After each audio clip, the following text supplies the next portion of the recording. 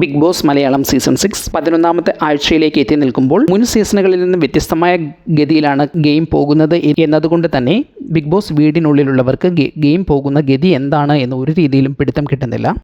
Voting extend ചെയ്ത വിവരം ഇവരെ ഓൾറെഡി അറിയിച്ചിരുന്നു. അത് എന്തിനാണ് എന്ന് അവർക്ക് ഇതുവരെയും പിടുത്തം കിട്ടിയിട്ടില്ല.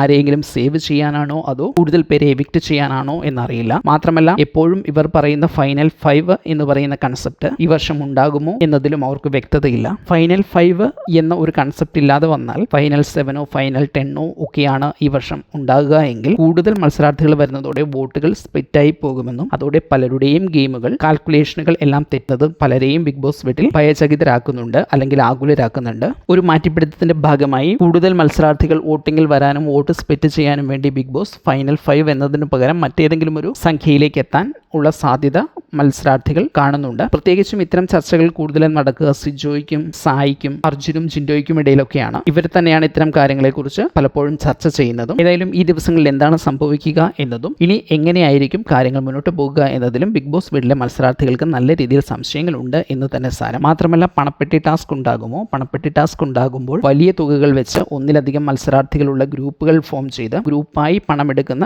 രീതിയിലേക്കോ മറ്റോ ഗെയിം എത്തുമോ തുടങ്ങിയ പലതരത്തിലുള്ള സംശയങ്ങളും ഇവർ പ്രകടിപ്പിക്കുന്നുണ്ട്. മാത്രമല്ല ഇവർ പറയുന്ന ചില കാര്യങ്ങൾ ലൈവിൽ ബിഗ് ബോസ് മ്യൂട്ട് ചെയ്യുന്നുമുണ്ട്. അതിനർത്ഥം ഇവർ പറയുന്നതിൽ ചില കാര്യങ്ങൾ ഒരുപക്ഷെ ബിഗ് ബോസിൽ നടപ്പിൽ വരാൻ സാധ്യതയുള്ള കാര്യങ്ങളാവാനും ഇടയുണ്ട്.